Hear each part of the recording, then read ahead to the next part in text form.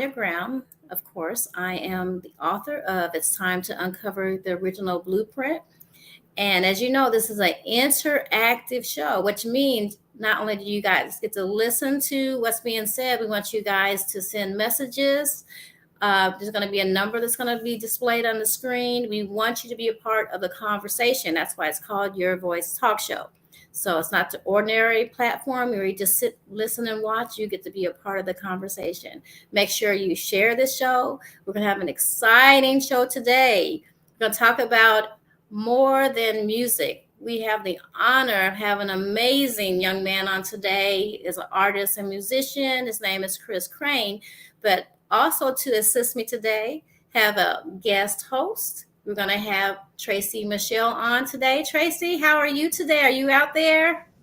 Yes, ma'am. Good afternoon, good evening, good night, everyone. How you guys doing? Welcome. How you doing, sis? I'm doing wonderful. Thank you to Your Voice Talk Show.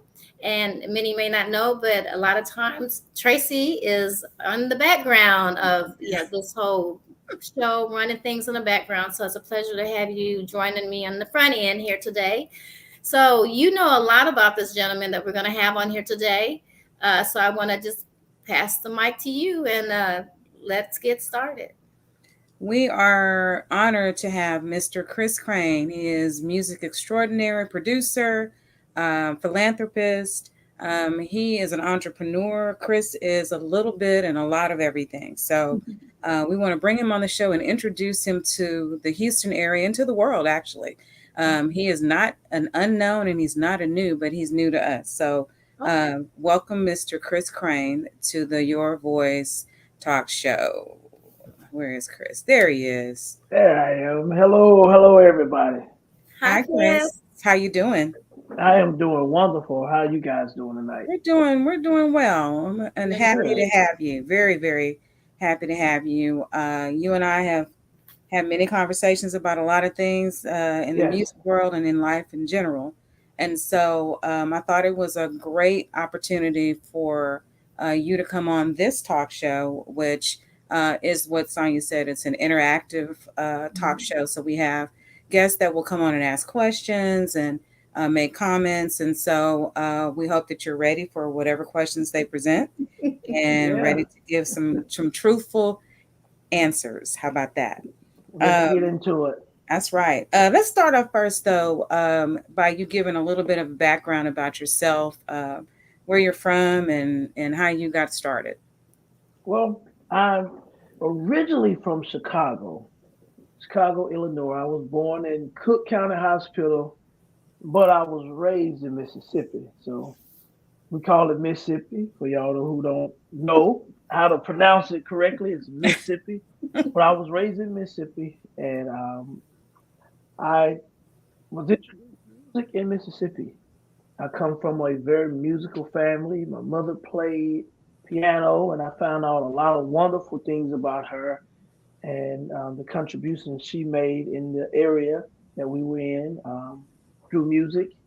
My brothers played instruments, and all due to my mother. And music just kind of was. It was inevitable for me to fall somewhere into music. Okay, I never knew that your mother played. That's new information for me. Yep, So okay, she taught okay. me how to read music. How about that? Yeah. And so my question would be, with that being said, how do you feel music has impacted your life since childhood? Oh well, I mean, been number one, the number one most thing that have impacted me because of music. I've been able to be a productive member of society. I've been able to maintain a high self-esteem. Music has afforded me the ability to subsidize my standard of living, and so music has been that thing for me. I've done music since I was, you know, McCombs and I had a conversation just earlier today, and we were talking about how long we've been doing this thing. And I was telling Frank, I started playing at my first church. I was 13 years old. And I started out playing drums. At 14, I had moved to um, organ, piano. So I've been doing music for as long as I can remember. And one thing that many don't know is that you came into the world, what some would seem or think, um, on not quite of a fair playground. And can you tell us a little bit more about that? So I was born with a defect called brachial plexus palsy. Now, pronounce that. So I'm gonna teach you how to say it. I'm gonna say it first, and then you're gonna say it. Brachial Brachial, Brachial plexi. plexi We didn't hear that part. Your sound is out. Your sound went palsy. The out. Okay. sound went out. Yeah. It's brachial plexus. I was trying to show you how to do this call and response thing, but it didn't go. But I was born with brachial plexus palsy, and it left me with little to no use of my left arm and hand. Wow. And so, because of that, I suffered from low self esteem. Man, I mean, as a kid, I was always angry and those things because kids are cruel, right? They're brutally honest, and so being different, it made me into a different kind of person.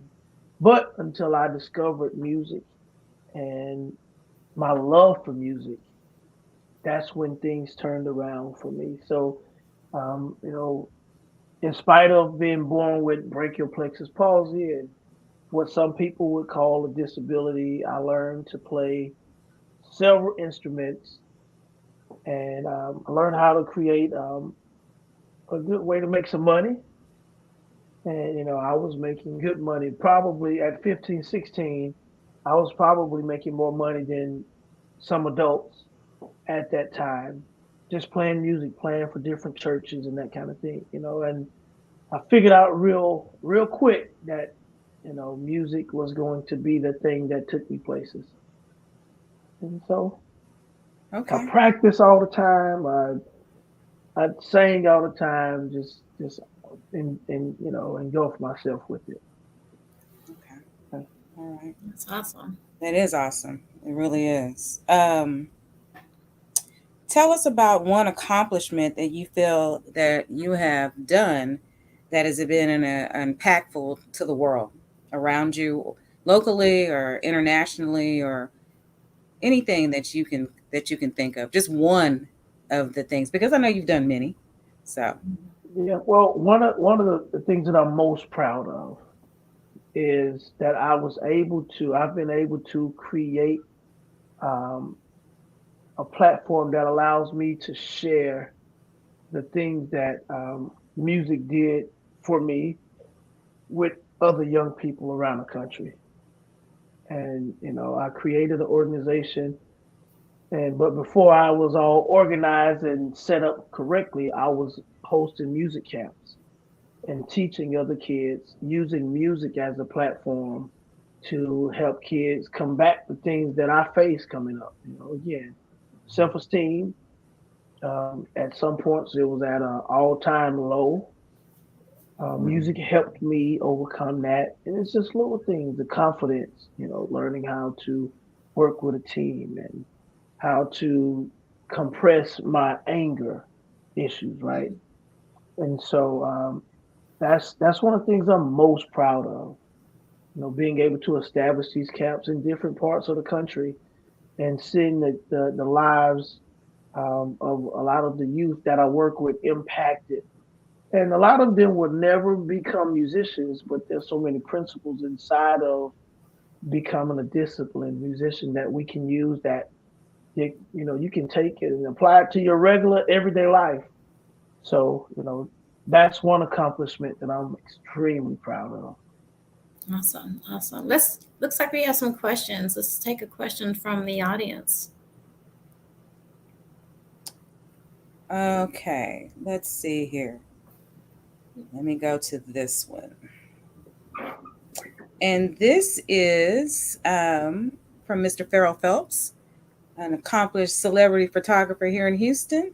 His Mhm. question is, when did you get the place of acceptance and learn the gift within? Um, Funny story. Speaking of Houston, so I was 15 and I came to one of my mentors from Mississippi. He brought me to Houston to a Songwriters Inc. A Houston native. V. Michael McKay would do these songwriters um, things, and there were a lot of people there. I mean, and they were calling me the imposter because I was the only kid there sitting in class. But Wow. I remember there were some people, Margaret Durow. I don't know if you guys know who she is, but if you know church music, she wrote the song "If It Had Not Been." So she penned that record. Yeah, okay. Um, and then there was another lady from Oakland. Her name was Jackie Malone, and I sat and watched those two transform a room. Jackie was playing, Margaret was doing what she does, and it just made sense to me. I never forget. I was sitting in the little conference room, Mhm. and it just all just kind of made sense. This is who I'm supposed to be, and this is what I wanted to do. Um, and so, yeah, V. Michael, I shot the photos for the program. Yes, Margaret. Okay. Um, so, you know, it was early on when I realized that this was the gift. And then later on, a few years, some years later, I tried to quit. And, in this industry, when I like to always use the analogy that I'm building the plane and flying it at the same time. Right. Hmm. In the air. And in the air. So if Hmm. one thing that means I'm stretched very thin. Right. I have to tend to every aspect of it just so I can stay afloat. Hmm. And so, I like to say at one point I would quit in my mind 100 times, a day. I'm just sick of this. I ain't doing it no more. Wow. My degree is in marketing. So I applied for jobs. And I remember the last interview I had was with Chick-fil-A. And I said, I'm done with this music thing. And I'm going to get me a job, but, you realize that it's who you are, you Mm, Right. know, and so, which leads me to, I'm moving in purpose as opposed to popularity. I love that. And, and so that's why I stick with some of the things that I do. That's If awesome. that answered the question. I Yes. You taking another audience question? Okay. It's just the kind of a follow-up to what he said. He said sometimes what we call a disability can show us our true ability. That's Mhm. obviously what happened here with Chris. Well, yeah, for sure, So true. definitely. And you know, it became the testimony. When people hear me play or hear my work or hear any of the things that I do, if you're not looking at me play or looking at my hand, Right. you can't even tell. You don't know that I'm playing basically one hand. With one You hand. don't know. Wow. And so, for me, that's been a way that also that when I'm working with young people, there's no excuses. Yep. Wow. With Yeah. with other keyboard players, I tell them, if you can't play better than me, then you're doing something wrong. God has blessed you with the use of all 10 of your fingers. Mm. Hmm. You should be playing better than Chris Crain. There's no reason why. Wow. You should not be playing on me. And that thing has it carried over to my kids, and they probably hate me for it, but Dad don't accept any excuses.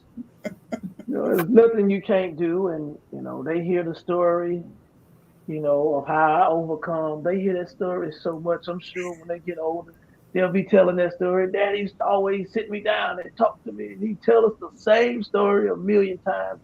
But, there's no reason for us not to accomplish our goals and our dreams. I love You that. know, and so my drive is crazy. You know, And since you mentioned kids, your son, how do you manage your work-life balance with what you do and all your other endeavors? um, I go to sleep when I drop them off at school. I mean, it's just another thing my dad used to always say. It's just something to do. Everything is just something to do. Mhm. And so I spend as much time as I can with my babies. I love on them, and when I'm gone, I try not to be gone a lot unless I just have to be gone. But when Yeah. I'm home, I'm a very active father. I've been fortunate enough to where my businesses that I have, they make a little bit of money, so I don't have to work a 9 to 5. So I get up, I'm up every morning at 4 o'clock, and I do my little workout and practice and mix and whatever I got to do. Get the kids up at 5, iron clothes, and I Yeah. take them to school. And then sometimes I come home, take a nap, or I just go right to work.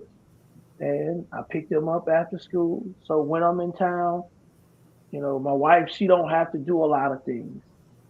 Um, I'm home, I clean the house, Wow. wash dishes, I mop, I cut grass, I do all of that stuff. Can you teach a So, class for that? I was just thinking the same thing. I'm like, wow. well, that's growing up with a military dad who, you get the job done. There's no excuses. So I try to, you live one time, and when we're gone, we're gone. That's So right. true. Yeah, And so I so try true. to make everything, every moment count. I don't have a lot of unnecessary conversations. I'm not doing a whole lot of unnecessary things. I'm really focused. And sometimes I succeed and sometimes I don't, but I try to make sure that every day I'm doing something productive. Spending the time with my loved ones. I've lost a lot the last 5 years. A lot of people, close relatives, mother, brothers, sisters. And so you just learn to understand that life is what the Bible say but a vapor. And, so you make every moment count. That's right. Wow. Very good words. Very, very good rules.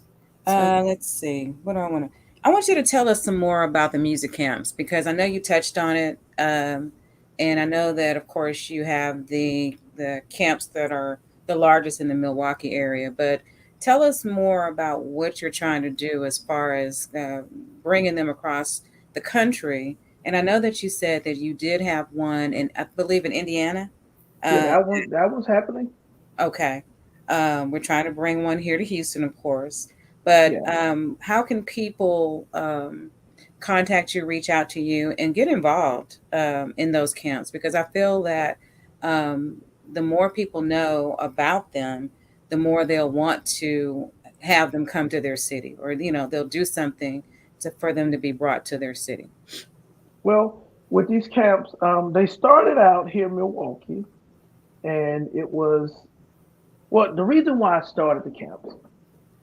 I would get calls to go to some of the schools here, the public schools, and the principals, because I was performing around the city, they would call me to come in and do classes or to teach, whatever.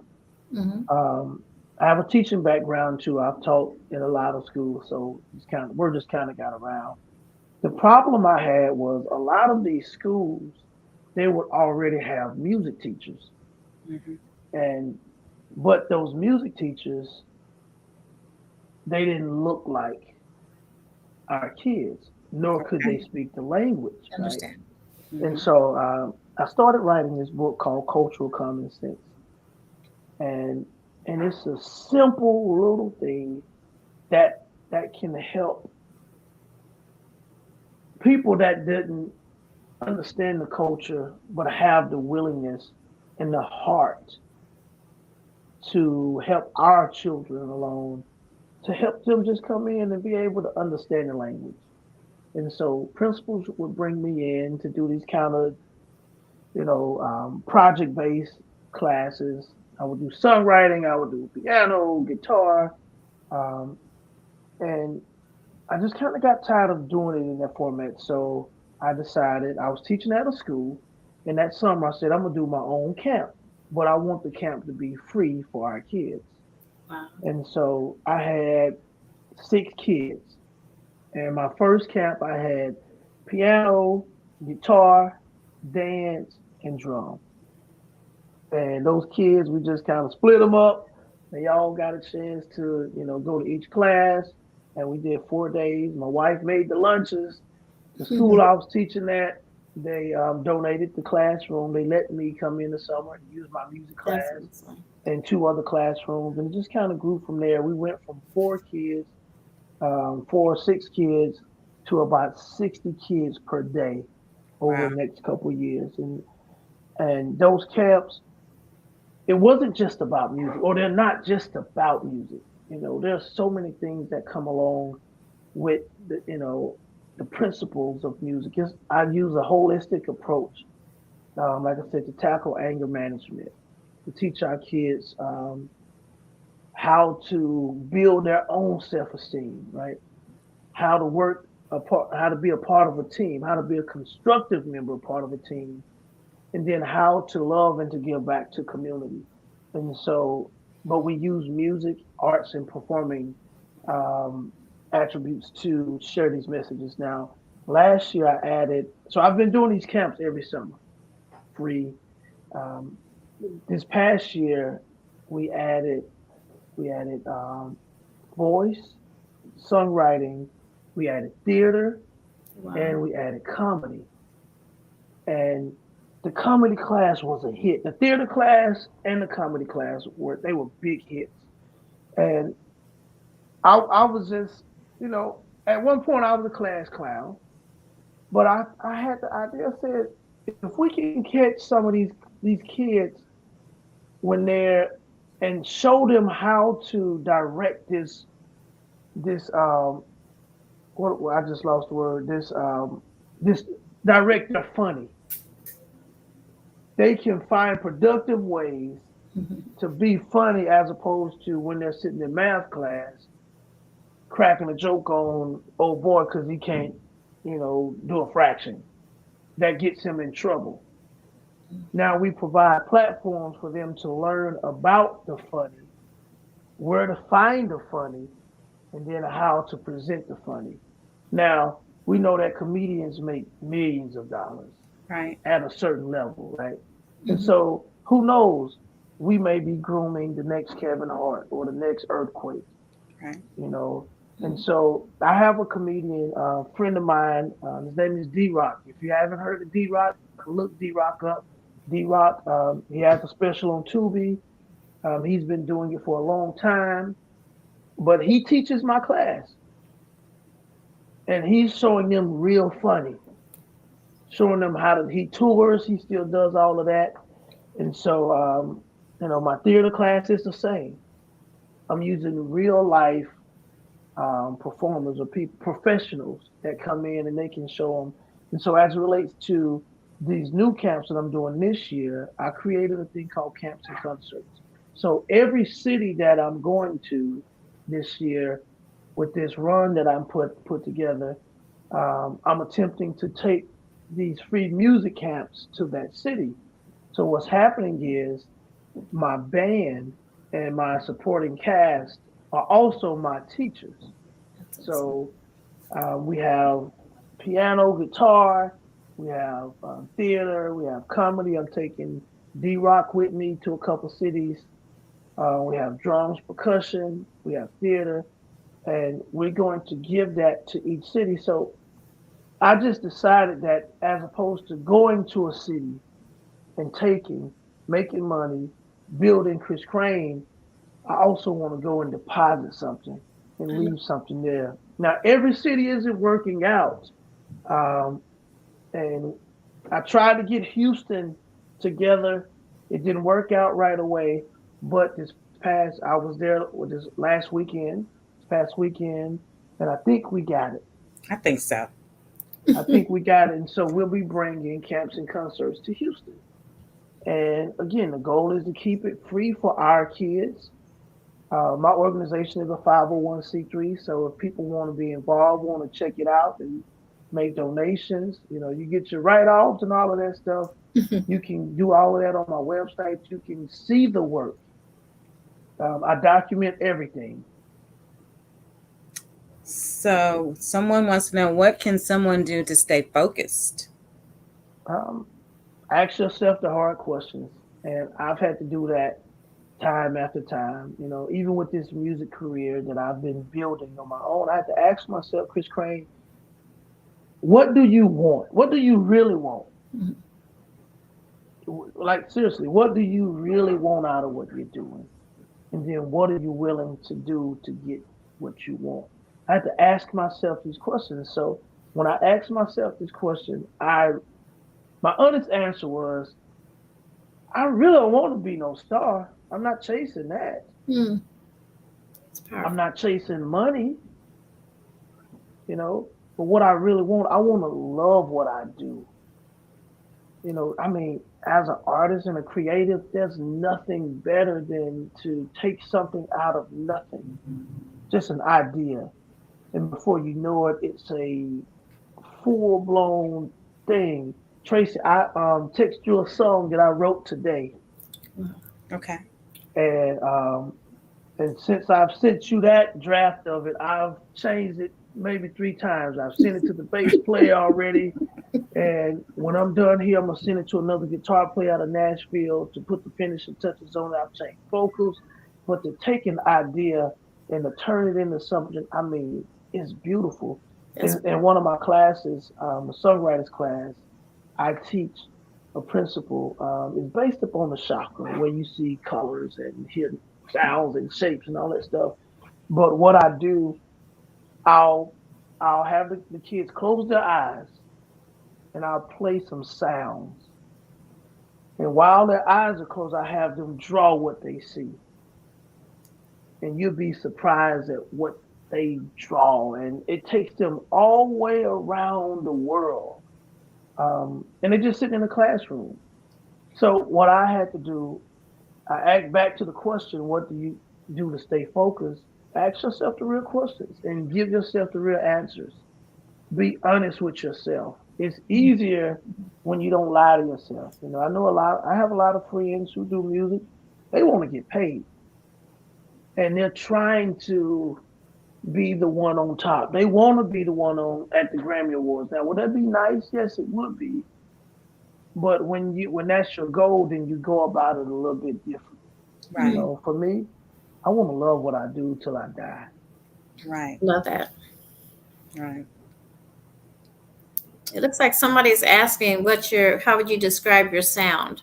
And I guess Yeah, that's important because we're looking forward to your performance here in Houston. So tell us a little bit about what we can expect from you. well, I'm a little bit of everything, man.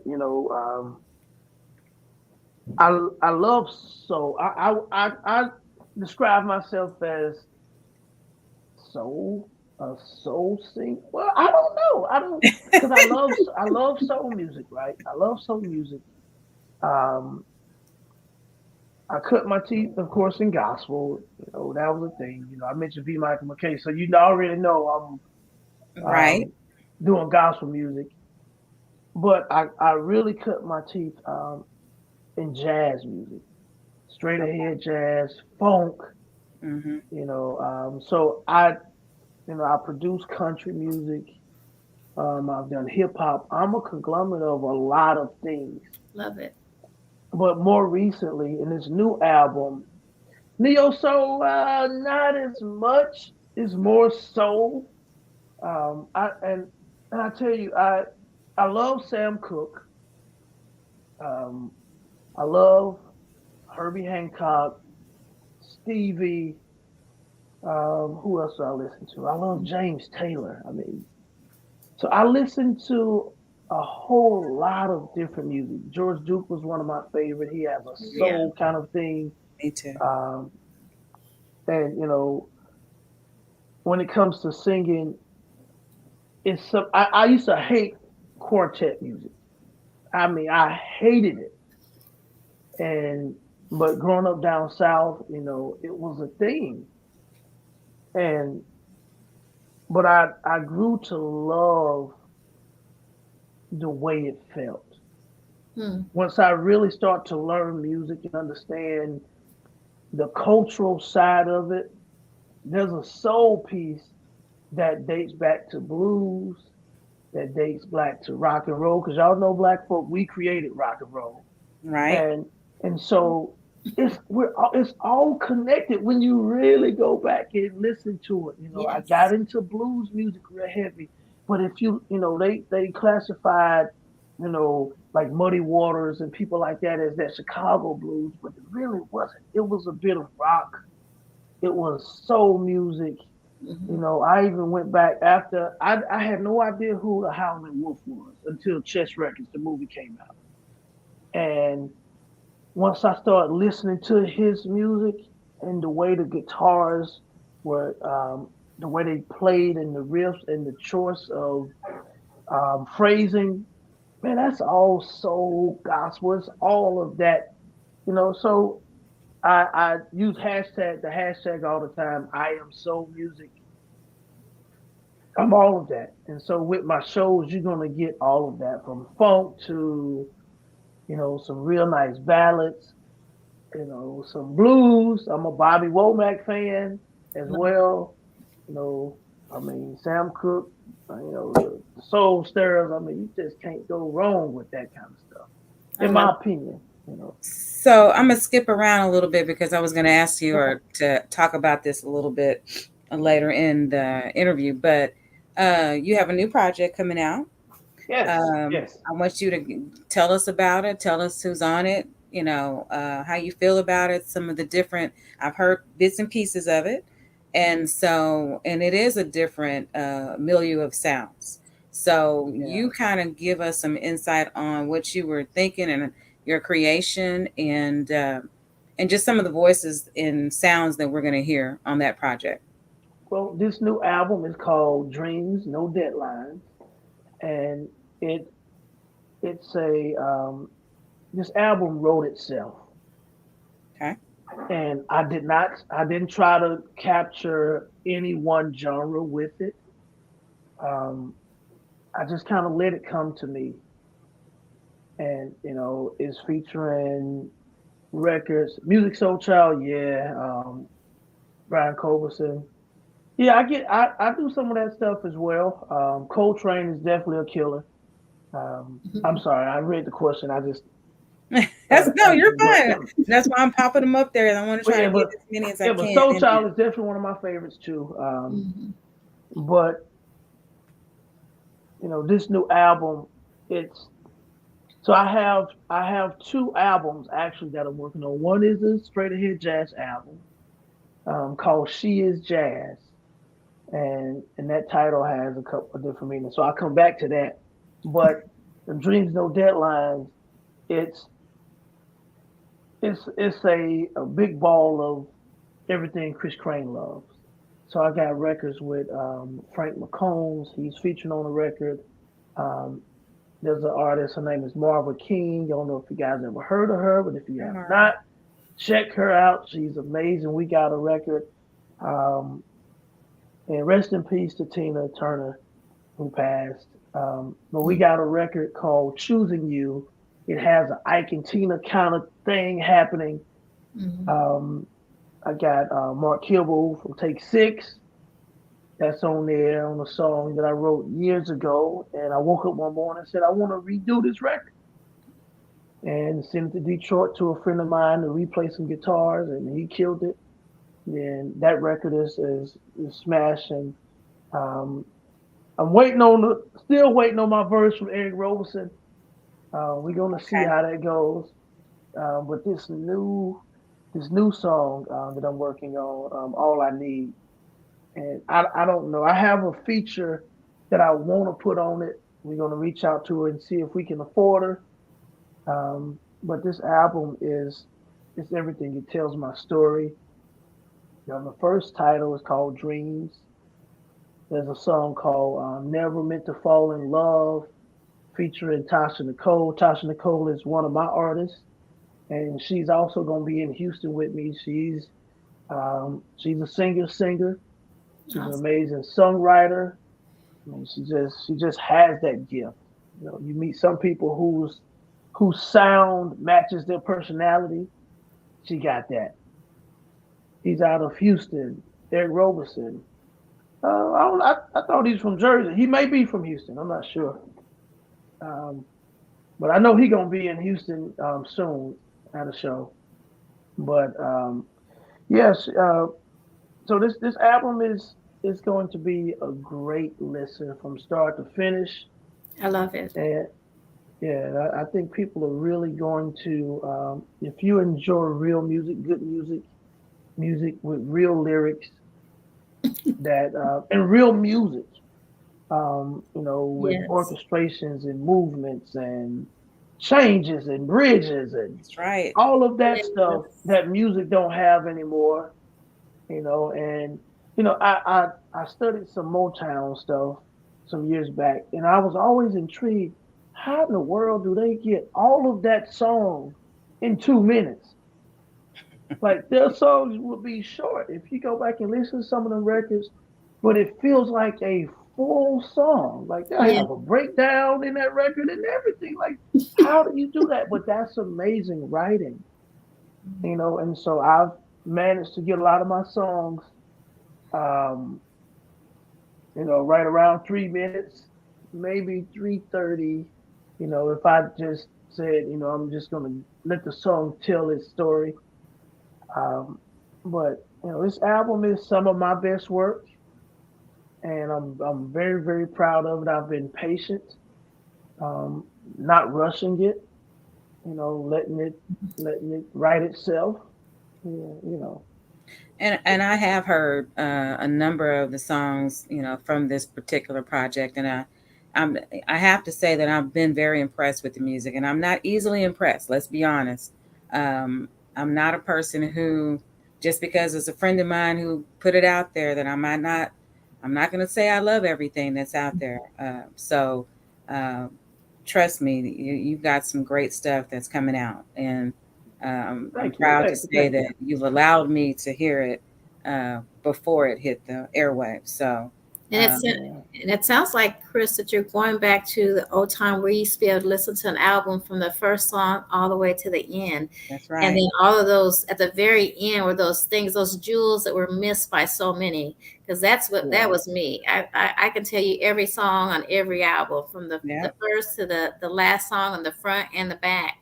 So yeah. I like what you're saying, and it with your genre, it's so eclectic that you're going to get a little bit of everything in the show, and I'm excited about that. Yeah. That's Yeah. awesome. I don't And believe in I'm putting artists in a box, and I think that it's great that you're not keeping yourself in any particular genre, and that's part of the world of independence. I think that being allowed to, not allowed, but doing what you want to do. You don't have to be allowed to do it.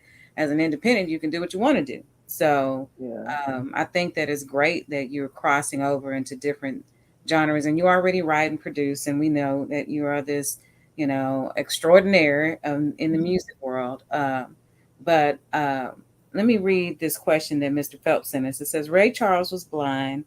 Oh, he gave us a history lesson here. He did. Charles was blind. Beethoven was deaf. Jose Feliciano is blind. Michael Bolden is deaf. Michael Bolden is deaf. Okay. And Stevie Wonder is blind. Has any of these artists influenced you and shown you that it's possible to overcome? Maybe when you were younger. Yeah, I mean, yeah, Ray Charles and of course Stevie. I Hmm. never really got into classical music. Um, so I mean, other than doing my handing exercises and Beethoven Hmm. and that kind of stuff, but Hmm. that definitely wasn't our culture. And so where I was, we was not listening to Beethoven. But of course, these guys are great, and they definitely have had an influence um, on my work and the way I see the world, the way I see music.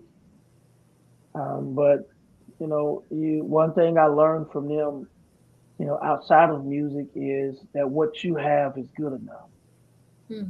and it just takes a little patience, a little time. And I got a chance to see Stevie in Dallas.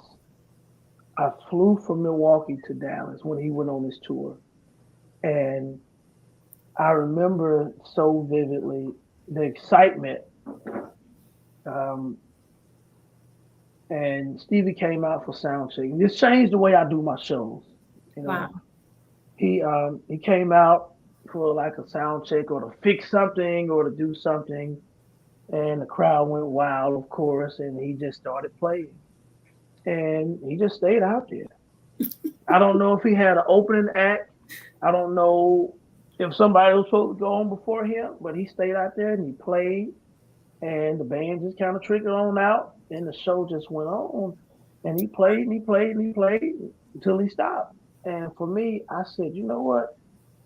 I'm going to play. So I started doing straight 2 hour shows. Wow.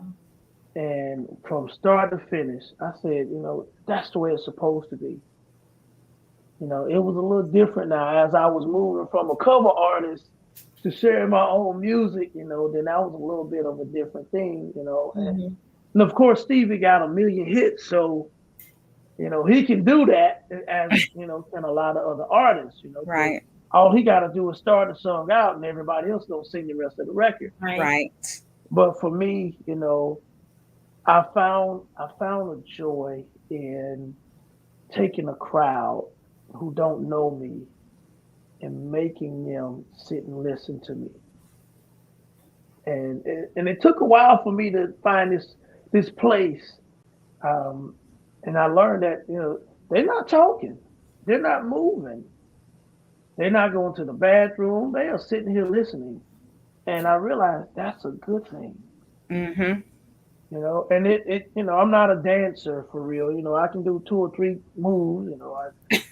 I can do the hustle. Y'all probably remember the hustle. I can do that. A couple 2-step moves. I got a little spin move on me that I worked out, but I prefer not to dance. So that artists that make people get up and dance, and that getting to that mindset of getting them to listen to the lyrics and to feel the music. It allowed me to be able to create an experience as opposed to a party. Right. And and that's what I attempt to do. You can party. I mean, there's some better music to party off of than what I'm gonna give you.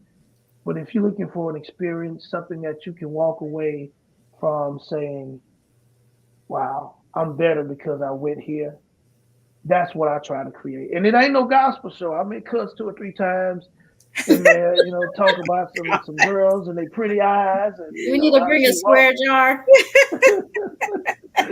Well, I ain't gonna cuss that much now. You gotta give me at least 3 words. Okay. At least 3. Anything after 3 3, for the night, and that's it. Yeah, bring the jar. Anything after 3. Ooh, this is a good question. This is a good one. Here we go. Who would be your dream artist to collaborate with? Your top 3 dream artists. Well, other than Sonia Baron Graham. I'm sorry. Go ahead. You may have to work that out. Yeah, I've done one already. My top 1 was Mark Kibble from Take Six. Okay. And in high school, I never forget. My brother turned me on to Take Six. I was 9th grade freshman. And I remember hearing they did this song called the David and Goliath record. And I fell in love with Take Six. I'm talking about I learned all of the parts. Like I'm singing everybody's parts. And then my senior year, I was playing for Southern Miss. I was playing for their gospel choir. I was playing keys. And there was a couple guys in that choir. A guy named Bobby Heron, a cat named Altro. We some kind of way connected, and they were big Take Six fans. And so we would get together before rehearsals and sing all of their songs. And so Mark Kibble was always my favorite artist. His brother Joey, and I love. So in high school, I tried to get a ponytail because Joey Kibble, Mark's brother, he was rocking his ponytail. He had it pushed all back, and it was all wavy, and so I wanted a ponytail. But mine did, I ain't got that kind of hair, so mine wasn't. Oh my God! It didn't look like that, so I just stuck with the braids for a little while, and then I got rid of that. But I got a chance to. I was working on an album called Glow, and I never really promoted this. It's okay to curse here. Yeah, he'll join in with me. All right, I'm gonna be looking for you for real. When I get ready to say my first curse word, I'm gonna break the music down and I'm gonna call you up to the stage. I just want you to cuss. And he will do it. He'll do Yes, it. he will. He will do. But I was working on this album, Glow album, the Glow album. This is my latest album. Go and check it out. There's some gems on that album. It's called Glow. Glow. Okay. And the horn arranger that I was connected with out of Nashville, a guy named Derek Williams, amazing. He was also working in the studio with another producer named Roger Ryan. Hmm. Now, I later found out that Roger was the music director for CC Winans back in the day. You guys remember the group Anointed? Yes. He Hmm. was their MD. And so Roger was, and Derek was telling Roger, man, you got to meet this guy, Chris Crain. You got to connect. So he did a text thread, and I replied. Roger didn't reply for about 3 4 months, and so he finally replied, and he was on his way to Barbados. I'll never forget it. And then he called me. He was headed to the airport. And we talked for about 30 minutes, and we just hit it off. And so fast forward a couple years, he and I talking. A couple months, I'm sorry. He and I talking, and some kind of way, Take Six came up. And so I'm telling him, man, how I just love Take Six, and maybe he asked me who influenced me or and I said, well, Mark Kibble is that's my all-time favorite, and he starts laughing. He said, really? I said, yeah, man. Mark is an amazing vocalist. He's one of the best arrangers to ever do a cappella music, and I mean, he plays, and he's like, well, Mark's my best friend, right? Wow. And he says, Mark and I, we were roommates in college. After college, we shared an apartment. We toured, did some things. I said, wow. So you Wow. want to meet him? And I said, and I went in the fan mode. I was like, oh, Not him. sure.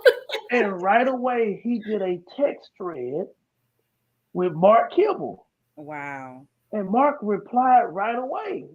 Great to meet you, Chris, and all that stuff. And I'm sitting here looking at my phone. Like, this is Mark Kibble talking You're to my me. hero. That's Right. awesome. And then we just kept building. We just kept building. And when I called Mark about, getting on the record with me and writing an arrangement for me for the song Better, it was like, okay. Wow. He was like, I can't get to it for a couple months. They were out with doing a thing with Manhattan Transfer. And but once he got done with that, he hit me right away. Okay, I'm starting on your record, and he knocked it out and sent it to me. I flew to Nashville. He took me to lunch. I mean, it was just everything that you would want um, your first encounter to be with the person that you've looked up to for That's many years. It awesome. was, it It was all of that. It is. was not a bad experience at all. Um, a few months later, I'm working on this project called They Say, where I've translated this song into the goal is 50 languages. We got 17 languages right now already done. And I'm looking for a Japanese singer to do the Japanese version. He says, well, my daughter lives in Japan. And I said, really, Mark? He said, yeah, she'll be here in 2 weeks. Send me the record. I have her cut it. So his daughter actually sang on the Japanese translation of They Say. I mean, it just so Wow. back to the question, my top three, Mark Kibble is one. Um, I really don't have any other ones. That's pretty You awesome. know, Yeah, it is. That's I the really, I one. really don't have any other ones. I've been around a lot of. I've been in the room with great artists and great musicians and great minds. Um, and I've done a few things. I mean, Frank McCombs is somebody that I've always listened and loved his work. I mean, he's on this album. Um, you know, I I really don't have a lot of people that I just look up to. I mean, for the most part, doing that kind of stuff is for status. Hmm. You put certain people on your records, it right away boosts your stock. Yeah. Hmm. And Right. maybe years ago, I want to work with this person, I want to do that, but the last 10, 12 years of my life, I've just not had that. It's Yes, The it people sounds that like I, you're I authentic. I love So, that. Chris, Mhm. I yeah. want to get on something real quick before, because I didn't think about it until you touched on it, but you didn't go further with it. Tell us about "They Say," because that's an important song, and it's a song that represents. It's almost a song that of inclusion and things of that nature. People need to hear that song and the lyrics, but they need to know the story behind why you wrote that. Well, I was teaching a class at a school on the south side of Milwaukee, the more Hispanic um, speaking, you know, neighborhood, and there was one student, she came in. She, of course, was very poor.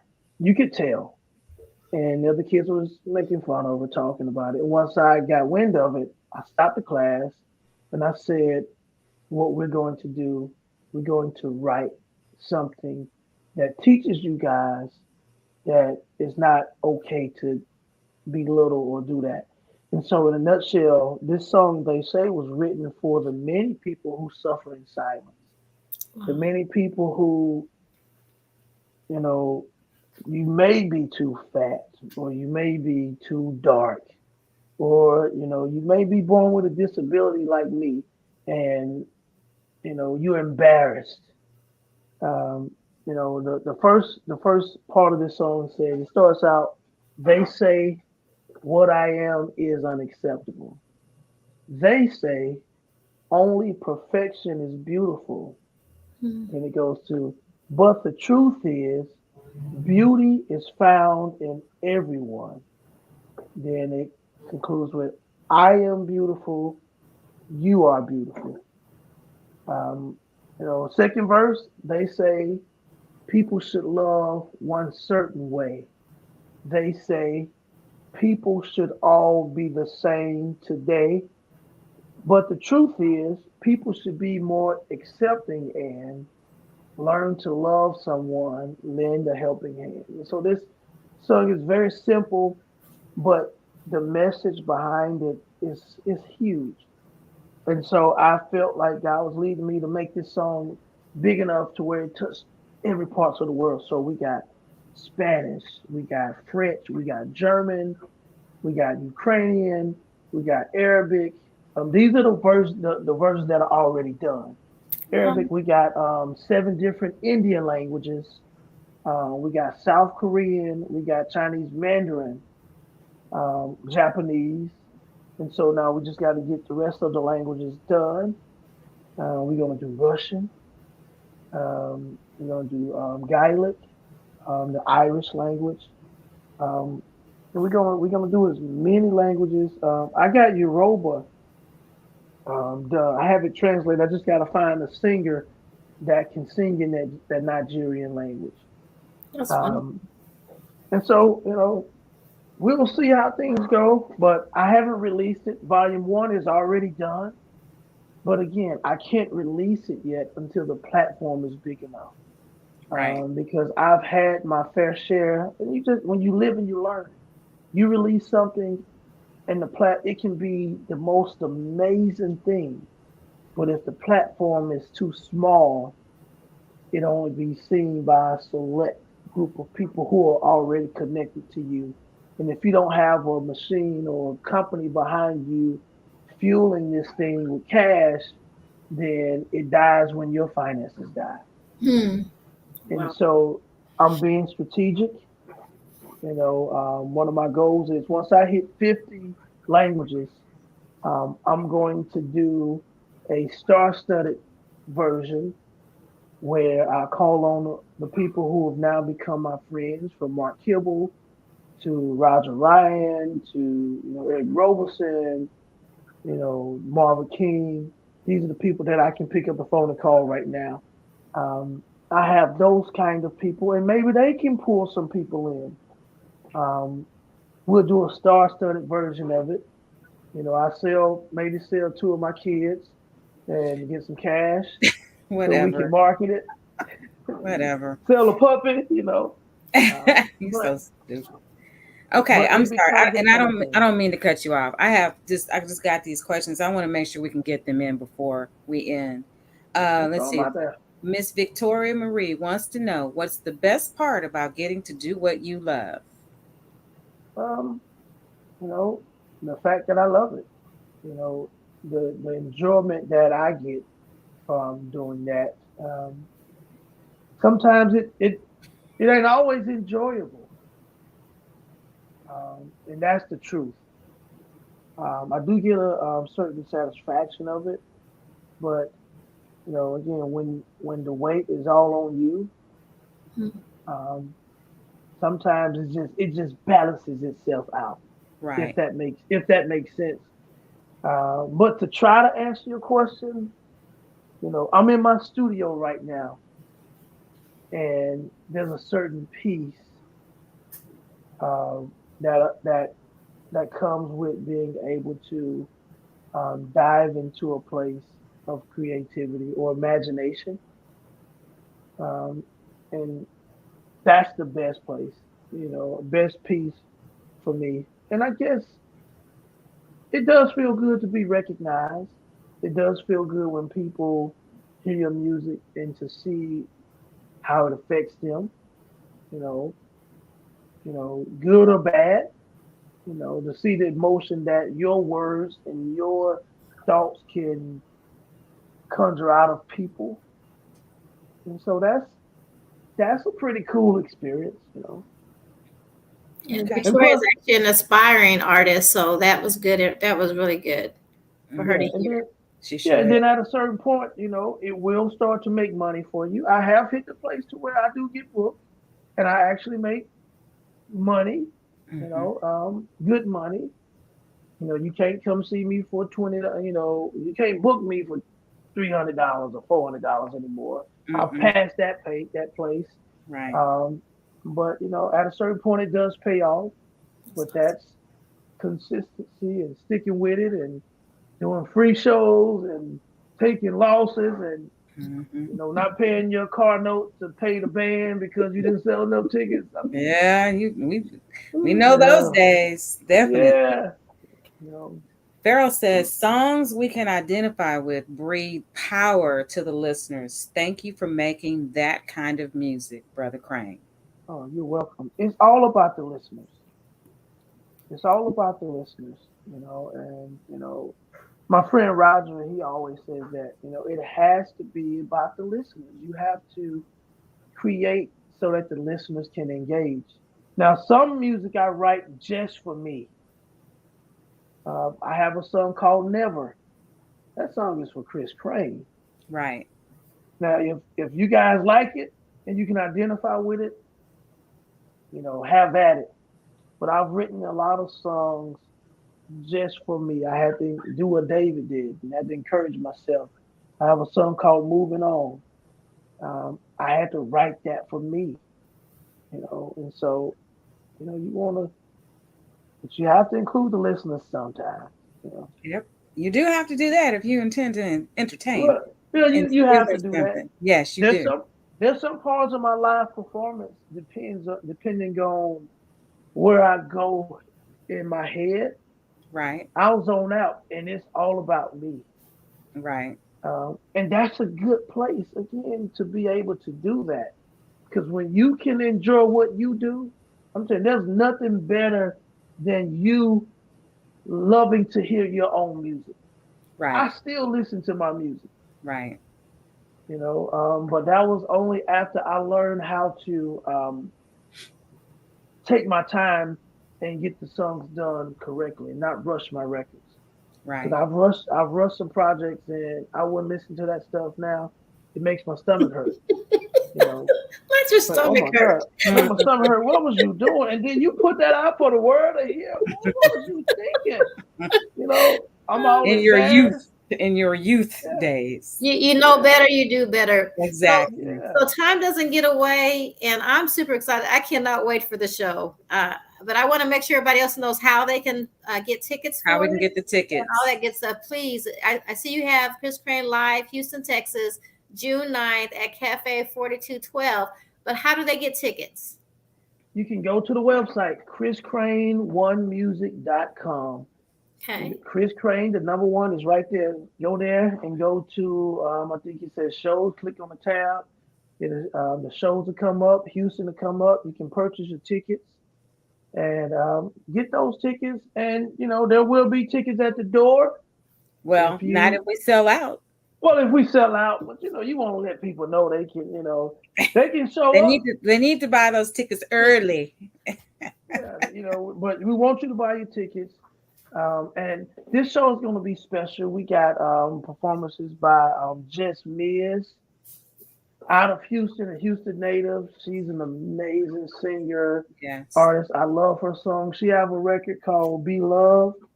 Once I heard that, I heard the song on the radio, and I was doing a interview at a station in Austin, and on the Hot Pepper Show, and she played that song in between the sets, and I felt like I was saying, "Who in the world is that?" She's like, "Oh, that's my girl. That's Miz." Mm-hmm. I said, "Hook us up. I need to talk to her." I mean, so Miz is on the show. There's another young man named Sam Brown that's going to be kicking the show. Yep. My artist Tasha Nicole is going to be performing, and and then of course I'll be headlining this show. It's gonna be a good time. You want to be there. Another special thing about this show, I do all this teaching music and all these camps and all of this stuff working with young people, but I've always believed that it does no good to teach these principles and to teach these things and not provide platforms for some of these youth and young people to actually perform. So I love that. I taught a songwriters class at one of the universities here last December, and there was two kids that were in this class. They soaked everything in. They came and saw me after class. I messed around and gave them my phone number, and they've been around ever since. But I love them to death, and they are going to be with me in Houston. One is playing keyboards, and the other one is playing guitar, and they can play. But I said, we have to give the opportunities. How dare we push them to study and to learn, but not show them how to take these things that they've learned and subsidize their standard of living, make some money. Right. Wonderful. We do them a disservice. So Right. I'm excited about this show. Yeah. Well, go ahead, Miss Graham. It's your So show. I've already said that I'm excited. I'm definitely we'll be there front and center, and make sure we bring a lot of friends that have wisdom enough to get their tickets and come with us, so they don't have to hear about it. They can see it for themselves. That's right. And so we're looking forward to that. Is there anything that you want to say in closing, Tracy Michelle, as we wind up the show? I just want to, first of all, let me thank you, Chris, for being a part of the show and for allowing me to be a part of what you're doing. I think that forming a partnership with you, but there's something else that I want to share with you. We won't do it right now, but I'm also a part of another organization called the Skin I'm In Modeling and Talent Agency. And it is also something that represents for inclusion in people of all types and ethnic backgrounds and everything that you are doing and representation for the music side. And so I think that it's important that we off camera, whenever we all have time, and when you come to town, perhaps sit down and just talk about some of those likenesses. Sure. And maybe there's some collaboration that we need to do with you as well. So, but anyway, and Miss Sonia and Mr. Farrell Phelps, who's been asking all the questions, are both the owners of that agency. So, and I work with them and for them. So I would like for all of us to talk further, like I said, off camera, and just so that you can hear what we're doing and we see what you're doing. Yes. And perhaps all of these things can be a bigger platform for everybody. So for sure. I'm 100% down. I know you are. So, and again, I say thank you. We want people to come out to the show. Let me give you all the show information one more time. Chris Crain Live, June 9th at Cafe 4212 on Alameda Road. get your tickets. Chris Crain, the number one music.com. I had to make sure I was saying it right. Say that again. Chris Crain, the number one music.com is the website to get your tickets. And I'm bringing a square jar. Yep. Yeah. Right. Well, so I got Mr. Phelps Mr. is Phelps. going to he's gonna cover me. So I get my 3. To And him. then he's gonna take over. 3. He's gonna take over. Okay. So Thank you, Neil. He's gonna take over. There's one song that actually has a cuss word in it. Yeah, we're gonna have some fun. Let's have fun. Let's be real and transparent and all that good stuff. That's what I love. Yeah, it's gonna be a good time. I'm excited again. I'm bringing the whole team with me. I normally will hire a band from there or for whatever city, but I decided this time I just want to take my people with me, show them what it looks like, and spend some time, and it's gonna be fun. Make sure you guys follow me on all the social media platforms, and go and listen to some of my old music, specifically the Glow album. That album is something else. Make sure you go and check it out. And we'll make sure we list it in the social media on the Your Voice Talk Show page as well, so they'll be able to reference and get all that information there as well. We'll share. Yes. Yeah, for real. Yes, there's going to be a duet. There's a song. I'm actually going to do one song from the new album called "Never Meant to Fall in Love," and that's a duet. So cool. Okay. Just so you know, his name is Farrell. A lot of people call him Pharrell, and he'll talk to me later and say, "You don't be calling me Pharrell." Farrell.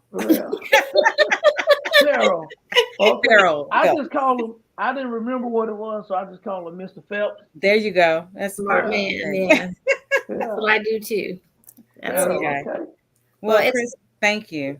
Thank you again. Thank you guys for having me. It's been a pleasure. We look forward to having you on here again, especially with your new music. If that's okay. We'd love you to come back. Oh yeah. Well, I am sending songs to master tomorrow, and I am going to be sending the single. Well, I'm gonna release 2 songs. I'm gonna send it out to as many DJs and people as I can.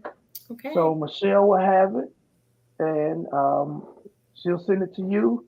Okay. And you guys will be able to have some of this music before the album drops. So wonderful. Look forward to it. We'll see you soon at the show. Oh yeah. You guys enjoy. Have a good night. Absolutely. Thank you, everybody, for tuning in to Your Voice Talk Show, where your voice matters. And thank you guys for being a part of the conversation. And we look forward to seeing you next time. You guys take care. Bye now. Bye-bye.